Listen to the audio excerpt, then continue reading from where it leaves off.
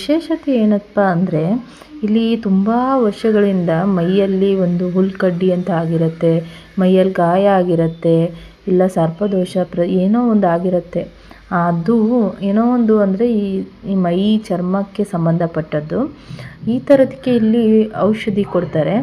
ಅದನ್ನು ಕಡಿಮೆ ಬೆಲೆಯಲ್ಲೇ ಕೊಡ್ತಾರೆ, ಅರ್ಚಕರು ಕೊಡ್ತಾರೆ. ಇದನ್ನು ಯಾರು ಬೇಕಾದರೂ ತೊಗೊಂಡೋಗ್ಬೋದು, ಅಂದರೆ ಈ ಚರ್ಮ ಕಾಯಿಲೆ ಇರೋರು.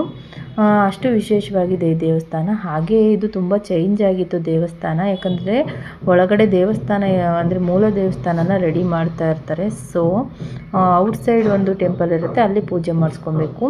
ಮತ್ತು ಇನ್ನೊಂದು ವಿಶೇಷತೆ ಏನಂದರೆ ಈ ಕೊಳದಲ್ಲಿ ನೀರನ್ನ ತೊಗೊಂಡು ಬಂದು ಅಲ್ಲೇ ಸ್ನಾನ ಮಾಡ್ತಾರೆ. ಅಂದರೆ ಕೊಳ ಕಿಳಿಯೋಗಿಲ್ಲ, ಬಿಂದಿಗೆಯಲ್ಲಿ. ನಾವು ಈಗ ಅಲ್ಲಿ ವಿಚಾರಿಸ್ಕೊಂಡು ಮಂಡ್ಯಲ್ಲಿ ಕೊಡೋದು ಅಂದರೆ ಮುಡಿ ಕೊಡೋದೆಲ್ಲಿ ಅಂತ ಕೇಳಿ ಟಿಕೆಟ್ ತಗೊಂಡು ಹಾಗೆ ಮಗುಗೆ ಮುಡಿ ತಗ್ಸೋಣ ಅಂತ ಹೋದು. ನನ್ನ ಮಗ ತುಂಬಾ ಅಳ್ತಿದ್ದ, ತುಂಬ ಭಯನೂ ಪಟ್ಕೊಂಡಿದ್ದ. ಹಾಗೆ ಕೊಳದ ಹತ್ರ ಹೋಗಿ ಅಲ್ಲೇ ಬಿಂದಿಗೆಗಳು ಇಟ್ಟಿರ್ತಾರೆ, ಅದರಲ್ಲಿ ನೀರು ತೊಗೊಂಡು ಬಂದು ಅಲ್ಲೇ ಸ್ನಾನ ಮಾಡೋದು. ಇಲ್ಲಿ ಹೋದವರೆಲ್ಲ ಸ್ನಾನ ಮಾಡಿಕೊಂಡೇ ಬರ್ತಾರೆ, ಯಾಕಂದರೆ ಅಷ್ಟು ಪವಿತ್ರವಾಗಿರುತ್ತೆ. ಯಾವುದೇ ಚರ್ಮ ಕಾಯಿಲೆ ಇದ್ರೂ ಕೂಡ ಹೋಗುತ್ತೆ.